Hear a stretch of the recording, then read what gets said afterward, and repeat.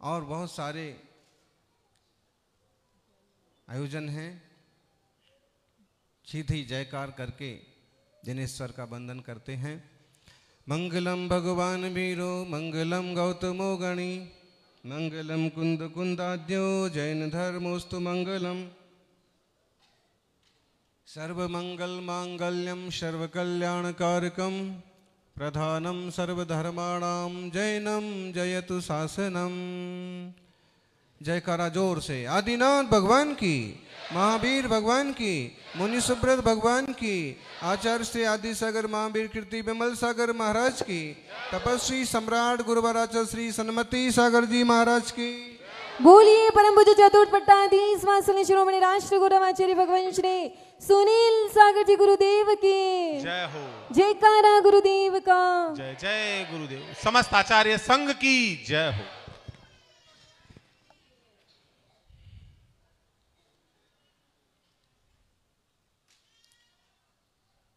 रात्रात्रया विशुद्धा सन्पात्र स्नेही परार्थकृत परिपालित धर्मो ही भवाब्देस्तार को गुरु।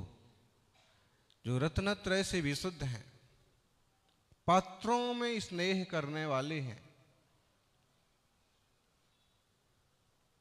दूसरे जीवों का उपकार करने वाले हैं, ऐसे वीतरागी गुरु ही भाव सागर से पार करने वाले होते। महामहिम वीतरागी जिन शासन अनादिकाल से प्रवर्तमान है, आदिनाथ से लेके महावीर स्वामी तक और कुंद कुंद स्वामी से लेके आज तक, इस वीतराग साधना में अनेक साधक उतरे। उनमें आचार्य श्री वीर सागर जी महाराज का नाम अग्रणीय है। वे आचार्य श्री शांति सागर जी महाराज के प्रथम पट्टधर कहलाए। और इसके पीछे की जो कहानी है, उनकी संलेखना समाधि के वक्त की जो कहानी है, बहुत सुंदर है। कहते हैं आचार्य महावीर कीर्ति महाराज फिरोजाबाद में विराजे थे। 1956 की बात थी। धूमधाम से चतुर्मास के लिए प्रवेश हो रहा था। लोगों का जबरदस्त आग्रह था। सदामी लाल बचपन के मित्र भी थे और उस समय के करोड़पति आसामी भी थे। चतुर्मास स्थापना के पहले ही कुछ लोग जयपुर से पहुंचे और उन्होंने कहा कि आचार्य श्री वीर सागर जी महाराज का संदेश है कि आप जयपुर पधारें और उनकी समाधि करवाएं, उनकी समाधि साधना में हाथ बटाएं। महावीर कीर्ति महाराज जैसा सब जानते हैं, विमल सागर के गुरु, निमित्त ज्ञानी के गुरु भी तो निमित्त ज्ञानी होंगे। उन्होंने कहा कि देखो भाई, आचार्य महाराज की समाधि इस चतुर्मास में होने वाली नहीं है।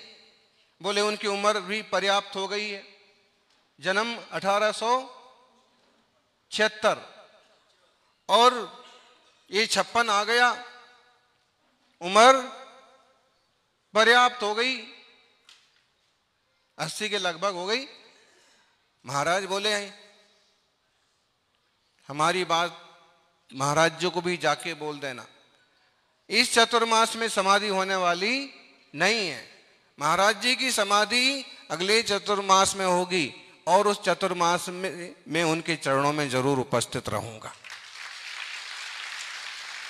सुनने वाले हक्के बक्के रह गए। महाराज जी का स्वास्थ्य गिर रहा है। उनको आचार्य पद गुरु महाराज का जो मिला है उसको 1 साल हुआ है और उनने उसे भली अच्छे से निभाया है और वो आवेश से विसर्जन करके समाधि साधना चाहते हैं। लेकिन महावीर कीर्ति जी कहते हैं निश्चित रूप से ज्ञानी संत हैं और सब उनने उनकी बात किसी ने मन से किसी ने बिना मन से मान ली। चतुर्मास 1956 का पूरा हुआ फिरोजाबाद में धूमधाम से। महाराज जी जयपुर में थे, उनका जयपुर में हुआ। फिरोजाबाद के बाद उन्होंने फिर उस समय के विद्वान श्याम सुंदर जी वगैरह उनको कहा कि देखो अब मुझे बिहार करना है। तो बोले कि आसपास तीर्थ हैं, दर्शन करो। महाराज जी ने कहा कि मैं आजू बाजू की तीर्थों के दर्शन करती हुई निकलूंगा, लेकिन अब और समय फिरोजाबाद में नहीं दूंगा। तो उन सेठियों ने कहा कि महाराज आपकी जन्मभूमि है, बरसों बाद तो चतुर्मास मिला, आप ठहरो, चतुर्मास एक और हो जाए, एक नहीं तो कम से कम शीतकाल तो। महाराज बोले कि देखो यहाँ से जयपुर काफी दूर है और मुझे महाराज जी के पास पहुंचना है। देखो मुनियों का ज्ञान कितना बड़ा होता। उन्होंने वहां से विहार किया और जयपुर पहुंचे। जयपुर पहुंचे, दोनों गुरुओं का अच्छे से मंगलमय वात्सल्य मिलन हुआ। महाराज जी उस समय तक लगभग स्वस्थ जैसे थे। और फिर चतुर्मास भी महावीर कीर्ति जी महाराज ने जयपुर में ही किया, 1957 का। और वीर सागर जी महाराज जी की खानिया में संलेखना समाधि वगैरह प्रारंभ हुई। वीर सागर जी महाराज की आज की तिथि में अश्विन कृष्णा। अब इस चतुर्मास में महावीर कीर्ति जी महाराज के ऊपर, जैसा कि उनसे उन्होंने क्षुल्लक दीक्षा प्राप्त की थी, तो एक तरफ से गुरु शिष्य का संबंध जैसा था, दूसरी तरफ महावीर कीर्ति जी का आचार्य पद पहले का था। तो महावीर कीर्ति जी का वीर सागर जी महाराज उस लिहाज से थोड़ा सा अलग तरह से ध्यान रखते थे।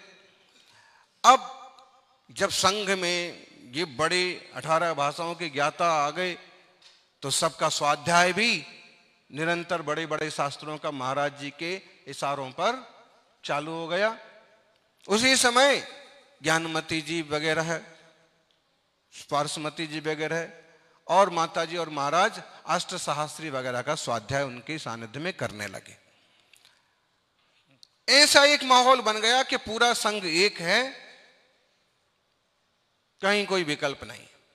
जब महाराज जी की विधि पूर्वक संलेखना समाधि हुई, आचार्य महावीर कीर्ति जी की सेवा के बारे में जब पढ़ते हैं कि महाराज जी को कफ आ गया, थूक आ गया, तो उन्होंने अपना हाथ आगे कर दिया। बाहर थूकने थोड़ी जाएंगे, छपक हाथ पर थूक दो, हम बाहर डाल के आते। फिर बाद में पात्र की व्यवस्था की, पात्र की व्यवस्था कर ली। भैया वृत्ति कैसे की जाती है ये सबने सीखा। जब संलेखना समाधि हो गई, फिर आचार्य पद देने की बात आई।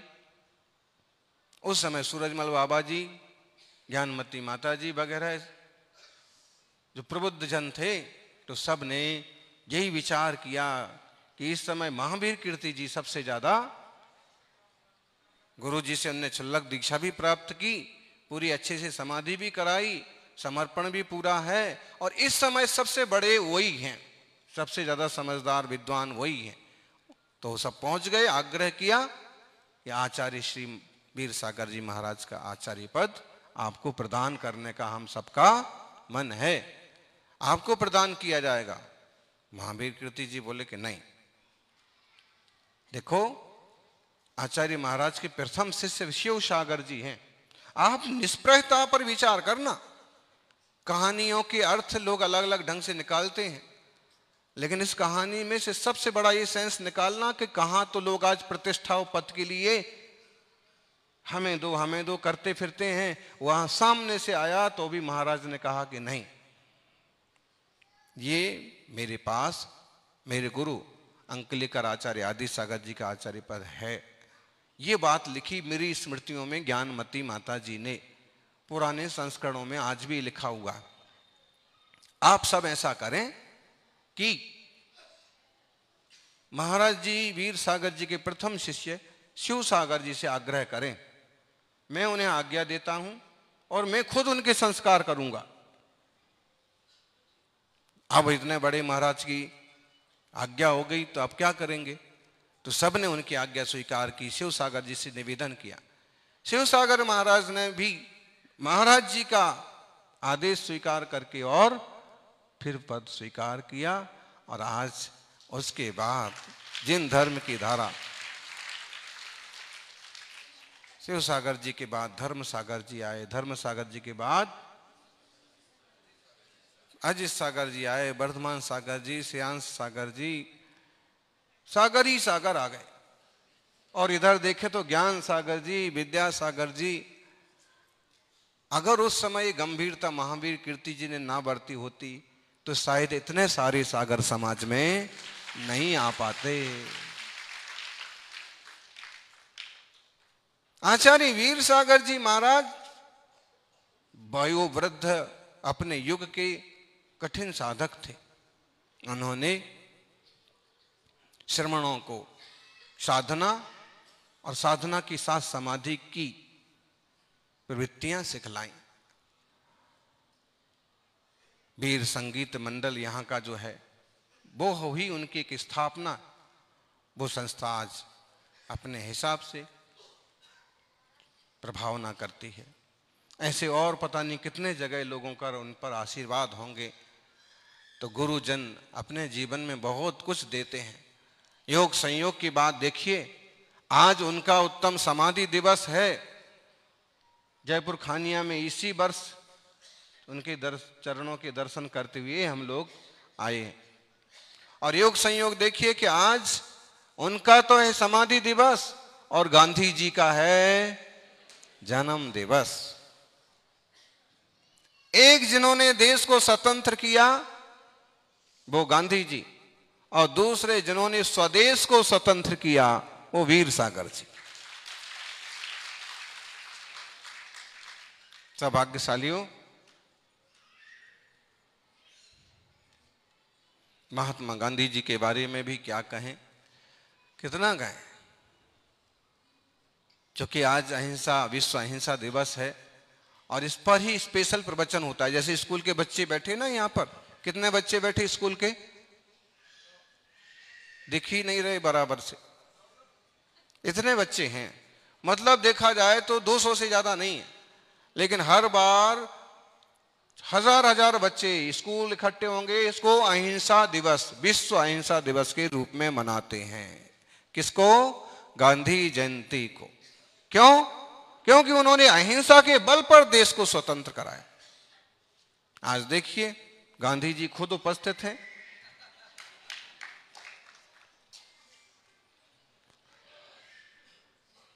With family. उनके बारे में अपन पढ़ें कि शतरंज बिछाकर यहां बैठा था जमाना। अंग्रेज लोग शतरंज बिछाकर यहां बैठा था जमाना, लगता था कि मुश्किल है फिरंगियों को हराना।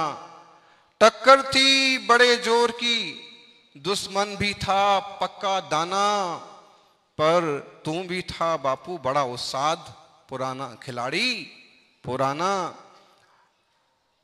अहिंसा का शॉट मारा वो कसके कि उल्टी रह गई अंग्रेजों की चाल।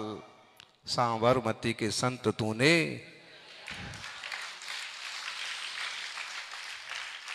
साबरमती के संत, साबरमती हम गए थे अहमदाबाद में, बापू का हर कोना कोना देखा, वहां के लोगों का आग्रह था तो फिर थोड़ी देर प्रवचन भी किया। आज भी उस भूमि से उनकी सत्य अहिंसा और प्रार्थना की गंध आती है। देश के लिए जिसने विलास को ठुकराया था, बैरिस्टर थे चाहे तो मस्ती की जिंदगी जीते। देश के लिए जिसने विलास को ठुकराया था, आज देश की फिक्र कितने लोग करते। ऐसे लोग भी हैं जो विदेशों में जाकर के देश की निंदा करते। देश के लिए जिसने विलास को ठुकराया था, त्याग विदेशी धागा उसने खुद ही खादी बनाया था। विदेशी धागा नहीं लिया, खुद खादी का निर्माण। खादी का निर्माण किसने किया? चरखा कौन चलाता था? खुद अपना कपड़ा खुद बनाया। पहन के काठ के चप्पल जिसने सत्याग्रह का राग सुनाया था, देश का था अनमोल वो दीपक जो महात्मा गांधी कहलाया था। महात्मा गांधी ऐनक पहने। गांधी जी क्या पहनते हैं? ऐनक कौन कौन पहनता आप लोगों में? देखो, आप लोग कहां पहनते हैं ऐनक? देखो, ऐनक नहीं पहनना ज्यादा अच्छी बात है। ऐनक पहनना मतलब आंख में कमजोरी आई। अब गांधी जी को तो बुढ़ापे में कमजोरी आई तो पहनते थे ऐनक। आंख कमजोर नहीं होना चाहिए। ज्यादा टाइम तक टीवी देखेंगे, ज्यादा टाइम तक मोबाइल देखेंगे तो आंख कमजोर हो जाएगी। इसलिए कम से कम देखो और हरियाली जरूर देखो, है ना। और थोड़ा आंख के लिए एक्सरसाइज भी करो, नहीं तो गांधी जैसा चश्मा। ऐनक पहने, लाठी पकड़े। गांधी के हाथ में क्या होता है? ऐनक पहने, लाठी पकड़े, चलते थे वो शान से।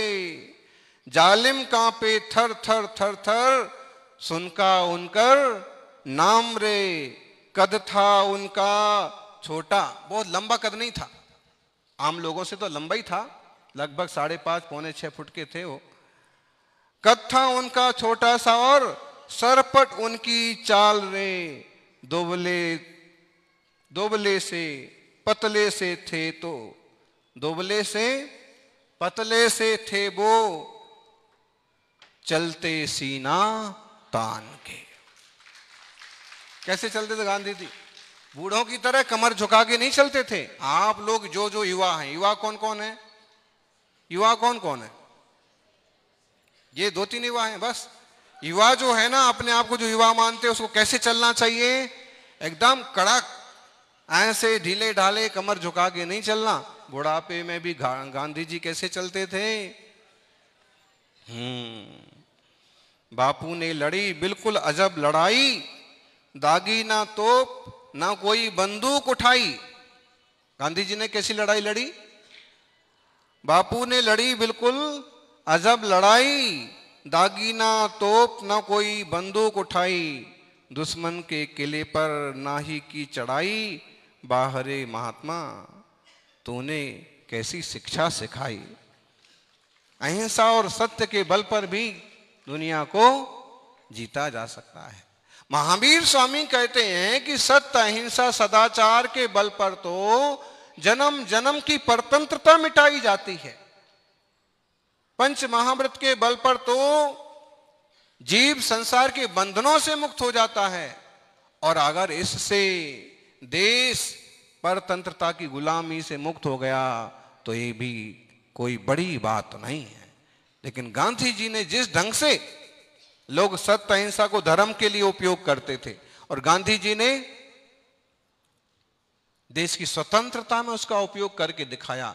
मतलब है सत्य अहिंसा आज भी अप टू डेट है, उपयोगी है, सबके लिए हितकारी है।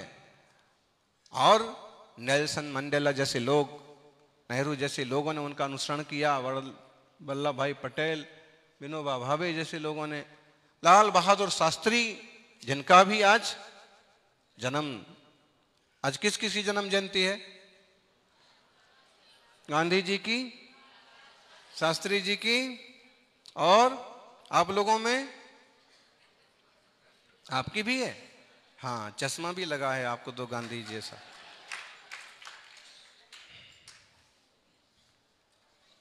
जो भी है, लेकिन अद्भुत काम उन्होंने अपने जीवन में किया और आज पूरी दुनिया के लिए वो मिसाल बने हुए हैं।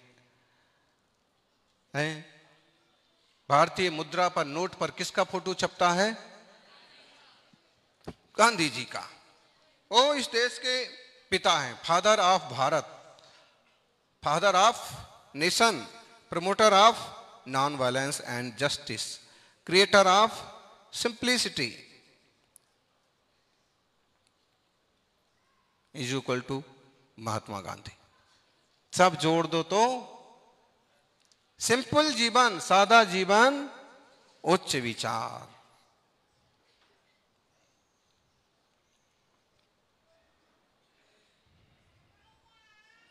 गली गली भैंसे कांपी थी, गांव शहर सहमे थे। अंग्रेजों की जमाने में बहुत खतरनाक माहौल होता था। उस पर बनी हुई पिक्चर्स भी देखो तो भी भयंकर। गली गली भैंसे कांपी थी, गांव शहर सहमे थे। अंग्रेजी जल्लादों के सांसों तक पर पहरे थे। 200 वर्षों तक हमने गोरों की करी गुलामी, पर तुमने जब अलख जलाई गोरी नस्ल भी कांपी। बिन हथियार लड़े हो फिर भी हार गया शैतान, बिन हथियार लड़े फिर भी हार गया शैतान। महात्मा गांधी बड़े महान, बापू बड़े।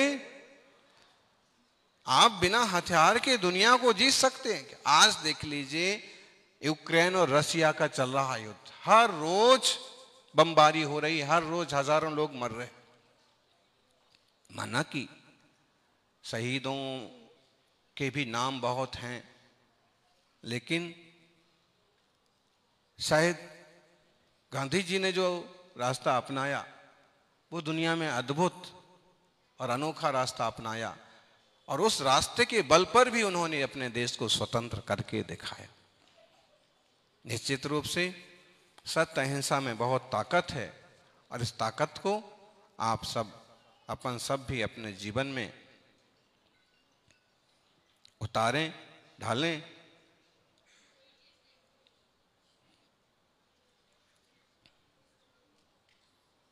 आपको मालूम है गांधी जी का जन्म कहां हुआ था? बंदर में। कहां हुआ था? कि बंदर में? पोरबंदर। पोरबंदर कहां पर है? गुजरात। कहां पर है? अहमदाबाद में। भारत में। भारत कहां पर है? गुजरात भी बहुत बढ़िया राज्य है, बहुत सारे लोग वहां पर शाकाहारी अच्छे लोग भी हैं। और ये जो है ना वर्तमान के प्रधानमंत्री मोदी जी और शाह, ये जोड़ी भी कहां से आई है? हाँ, पोरबंदर से बंदर नहीं आए हैं। फिर भी गांधी जी ने कमाल कर दिया। पिता का नाम क्या था? अरे पिता का नाम मोहनदास तो उनका खुद का नाम था, करमचंद गांधी।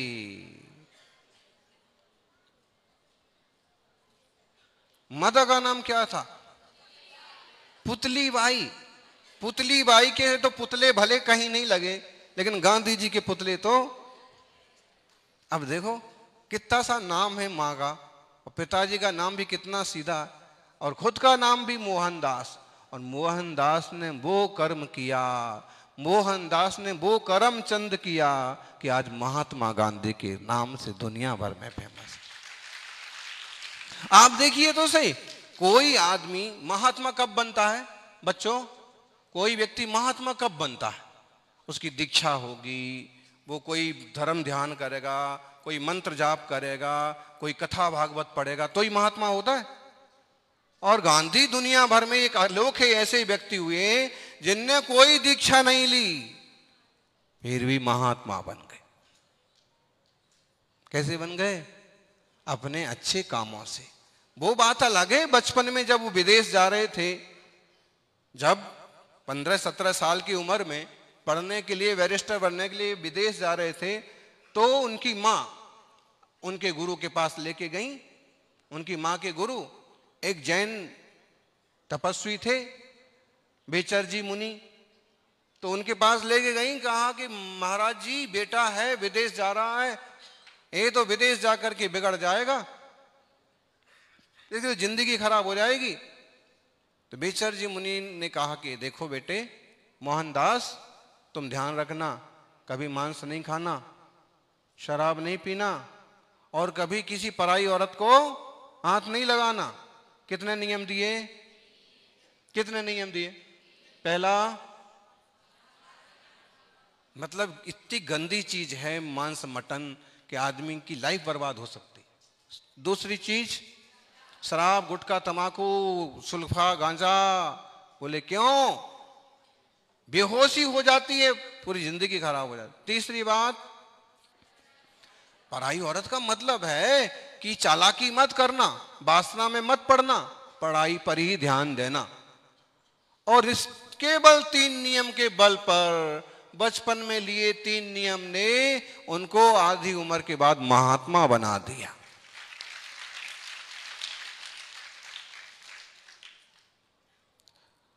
बहुत गजब की बात है। सादा सीधा खान पान। आपको मालूम है, एक कहानी आती है गांधी जी की कि उनकी पत्नी बीमार पड़ गई। उनकी पत्नी का नाम क्या था? कस्तूरबाई। वो गुजरात में बा लगाते हैं, बा माने माँ, तो या तो बैन लगाते हैं तो या कस्तूरबा। तो वो बीमार पड़ गई। डॉक्टर्स ने कहा इस बीमारी में इन्हें अंडा खिलाना पड़ेगा। तब तक गांधी जी अहिंसा को अच्छी तरह से समझ गए थे, तो उन्होंने कहा कि भाई मैं अंडा नहीं खिलाऊंगा। डॉक्टर ने कहा आप मना करने वाले कौन होते हो? मरीज से पूछो। हम मरीज को जो दवा बताएंगे उसको करना पड़ेगी। उन्होंने भी विचार किया कि बात ठीक है। उनने कस्तूरबा जी से कहा कि आप अंडा खाएंगे, डॉक्टर यही बता रहा है, इससे आप जल्दी खड़े हो जाएंगे। कस्तूरबा माँ ने क्या कहा? उस माँ ने कहा कि मैं अपनी जान बचाने के लिए दूसरे की जान नहीं ले सकते। आपने डॉक्टर को उसी समय क्यों नहीं मना कर दिया कि हम अंडा खाना तो ठीक, छूना भी पसंद नहीं करते। जीवों को हम मारते नहीं, हम रक्षा करते हैं। और डॉक्टर नाराज हो गया, सब हो गया, लेकिन अपनी श्रद्धा के बल पर कस्तूरबा एकदम स्वस्थ हो गई, बढ़िया हो गई। यानी भले लोग गांधी जी की टांग खिंचाई करते हैं, गांधी जी ने ऐसा कर दिया, गांधी जी ने वैसा कर दिया, लेकिन जो कुछ गांधी जी ने किया उसका 1% भी कोई करके दिखाए। एक छोटी सी कविता है। गांधी कहते हैं, गांधी बोलते हैं, क्या बोलते हैं? मैं गांधी बोल रहा हूं, मैं गांधी हूं, लेकिन सत्ता का भूखा नहीं हूं। गांधी जी कभी राष्ट्रपति बने, प्रधानमंत्री बने? कुछ नहीं बने। जबकि वो ही दावेदार, देखा जाए तो पहले दावेदार वो ही है, नहीं बने। स्वीकार ही नहीं किया कभी उन्होंने कोई पद। यहां तक कि जीवन के उत्तरार्ध में तो कांग्रेस के पद भी स्वीकार करना उन्होंने बंद कर दिया। मैं गांधी हूं, लेकिन सत्ता का भूखा नहीं हूं, सम्मान का भूखा नहीं हूं, देश का वफादार हूं, परतंत्रता मुझे मंजूर नहीं, चाहे जो कहना है कह दो, मैंने कहकर नहीं करके दिखलाया है। लोग कहते ना, उंगलियां उठाते हैं कई बार, और वो कहते कि मैंने कह करके नहीं, मैंने प्रैक्टिकल करके दिखाया है। आज जो स्वतंत्र भूमि मिली है तुम्हें, कईयों ने उसे जान देकर छुड़ाया है। आसान है गलती निकालना, आसान है गलती निकालना, तकलीफों के लिए दोष दे जाना। मैंने अंग्रेजों को बाहर फेंका था, तुम कूड़ा तो फेंक कर दिखाओ। गांधी कहते हैं मैंने तो उस जमाने में अंग्रेजों को बाहर फेंका था, तुम अपने गली मोहल्ले का कूड़ा तो फेंक के दिखाओ। हमने स्वतंत्र भारत दिया था, तुम स्वच्छ भारत तो देके दिखाओ। स्वतंत्र भारत दिया था, तुम स्वच्छ भारत तो देके दिखाओ। भले मत कहो इसे गांधी जयंती, भले मत कहो इसे गांधी जयंती, लेकिन इसे अहिंसा दिवस तो बनाओ, इसे अहिंसा दिवस तो बनाओ। जिस अहिंसा के बल पर देश स्वतंत्र हुआ, दुनिया में नाम हुआ, उसके लिए कम से कम एक देश, एक दिन तो सरकार निश्चित करे। योग के लिए इंटरनेशनल लेवल पर ले गए, बहुत अच्छी बात है। तो अहिंसा को और अहिंसा दिवस को और गांधी जयंती को इंटरनेशनल लेवल पर क्यों नहीं ले जाते हैं? यूनो में 2007 से यूनो ने इसे इंटरनेशनल नॉन वायलेंस डे घोषित किया, लेकिन प्रैक्टिकल नहीं दिख रहा ना। प्रैक्टिकल भी होना चाहिए। सौभाग्यशाली हो, भारत 1947 में स्वतंत्र हुआ। और गांधी जी कब स्वर्ग सिधारे, किसी को नहीं मालूम? 30 जनवरी 1948। उन्होंने समझ लिया कि हमारा काम पूरा हो गया अब। और जब उनको गोली मारी, किसने मारी बताइए? इसका नाम सबको याद है? वो भी समझता था कि गांधी जी की ये गलती है, गांधी जी की वो गलती है, लेकिन गांधी जी हर हाल में इस ढंग से कोशिश में लगे रहे कि सारी दुनिया एक मुट्ठी में बन करके चले, सब लोग मिल करके रहें, मिल करके जिएं, क्योंकि आपसी दुश्मनी में तो कोई कहीं सुखी रहने वाला नहीं है। और गांधी जी ने आखिरी शब्द क्या बोले थे? मतलब क्या है?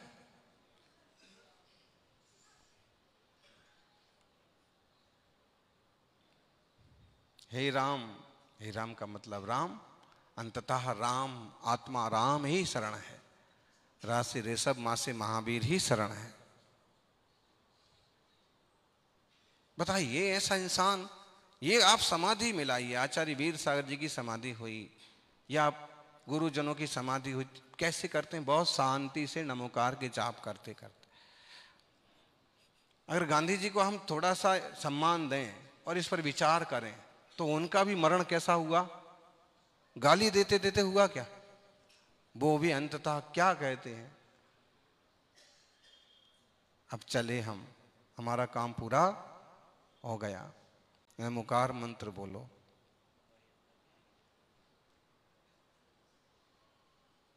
उनकी जो प्रार्थनाएं हैं ना, साबरमती आश्रम में जब जाना हुआ तो वहाँ 3-4 बहनें थीं और जो उसको हैंडल करती वर्तमान में, तो उनने बताया महाराज जी प्रार्थना देखिए, और प्रार्थनाओं में बाकायदा नमोकार मंत्र भी शामिल था। सत्य, अहिंसा, जियो और जीने दो, ये चीजें भी उसमें प्रार्थना लिस्ट में शामिल है। कहीं ना कहीं हमारा देश मूलतः सत्य, अहिंसा, सदाचार, शाकाहार वाला देश है और हम सबको इसी रास्ते चलना चाहिए। पूरी दुनिया इंसान को इंसान समझे, सबसे पहले इंसान, सबसे पहले जीव, उसके बाद कोई और। आपस में एक दूसरे को सम्मान करना सीखें, सम्मान देना सीखें।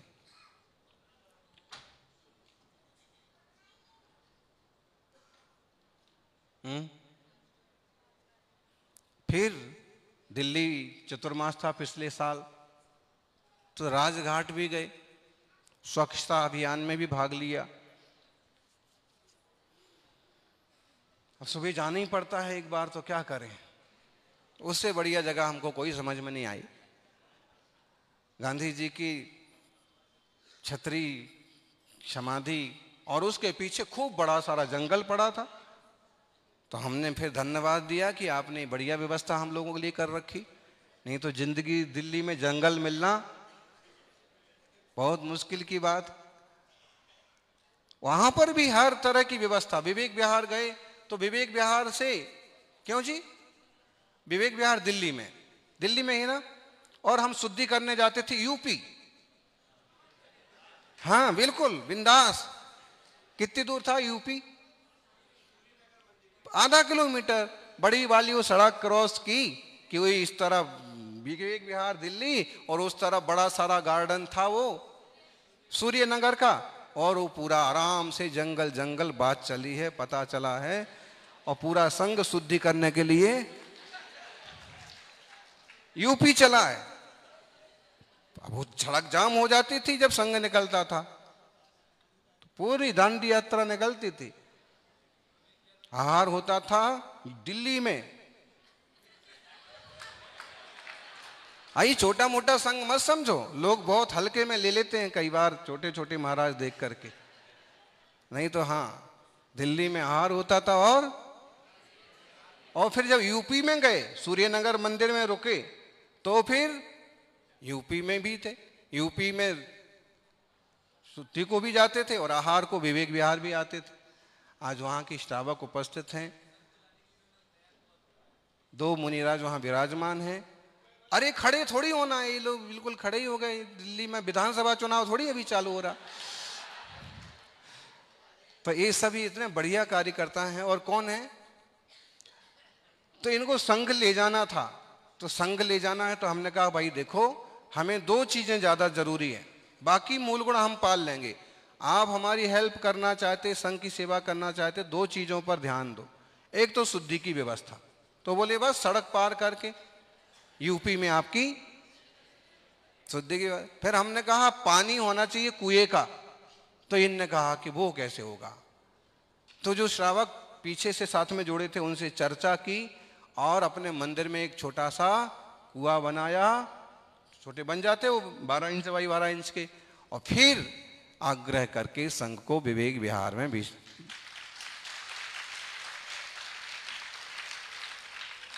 4-5 दिन का बहुत बढ़िया प्रवास का लाभ पूरे समाज ने लिया। तो ज्ञानी धर्मात्मा तो जहाँ होते हैं वहीं भी धर्म का लाभ ले लेते हैं। आज संबुद्ध सागर जी और सुध्यान सागर जी का वहाँ चतुर्मास चल रहा है। इसी तरह से रोहिणी में सुदृढ़मती सुस्वरमती माता जी का चतुर्मास चल रहा है। मॉडल टाउन में, हाँ मॉडल टाउन में चल रहा। और नैनवा जी कौन क्या है चतुर्मास नैनवा में? अरे वो महाराज ने गजब कर दिया। नैनवा में वो महाराज ने 48 उपवास की तपस्या। आप पूरे राजस्थान में टॉर्च लेके निकल जाओ, बल्कि पूरे देश में 48 उपवास की कंटिन्यू तपस्या करने वाला कम से कम इन 2-3 साल में तो आपको कोई मिलने वाला। और संविज्ञ सागर, श्रुतेश सागर, एक क्षुल्लक जी, प्रकाश वगैरह, तो ये वहाँ भी। और एक सूचना हमको नैनवा वालों ने दी कि वहाँ का पार्श्वनाथ मंडल जो है यात्रा, और 500 यात्रियों की यात्रा शिखर जी ले जा रहे हैं। और नियम रास्ते के जो हैं सो ठीक पहाड़ के नियम हैं। पर्वत की वंदना करने के लिए, उतरने चढ़ने के लिए किसी तरह की बाइक का उपयोग नहीं करेंगे। पर्वत पर किसी भी दुकान से कुछ नहीं खरीदेंगे। मतलब है कि आप बहुत ज्यादा भुक्कड़ आदमी हैं तो अपने थैले में कुछ रख के ले जाओ और भले खा लो, और वो वापस उस थैले ही में रख लो, उसके वो कागज पत्रे जो निकले। तो बाकी पहाड़ पर नहीं खरीदना, पर्वत पर किसी भी दुकान से कुछ नहीं खरीदना। और यात्रा के दरमियान पूरे काल में रात्रि भोजन का त्याग रहेगा। गुटखा तंबाकू का त्याग रहेगा। ऐसे संकल्प पूर्वक यात्राएं होना चाहिए। गांधी जी ने यात्रा की तो दांडी यात्रा से कहां तक पहुंच गए, और मुनिराज ने दीक्षा लेके यात्रा की तो वह साधना से समाधि तक पहुंच गए। और श्रावक भी अगर संकल्प पूर्वक तीर्थों की यात्रा करेगा तो उसका जीवन भी मंगलमय बनेगा। अपन सभी सत्य अहिंसा के रास्ते चलें, अपने जीवन को उन्नत बनाएं, मंगलमय बनाएं, और छोटे छोटे नियम लेकर के भी जीवन को संकल्प और साधनामय बनाएं। हमारा देश, हमारा धर्म और सदाचार शाकाहार निरंतर विश्व में शांति और सौहार्द बढ़ाए, यही मंगल भावना। जय बोलिए 24 तीर्थंकर भगवान की। बोलिए श्री भगवान श्री सुनील सागर जी गुरुदेव की।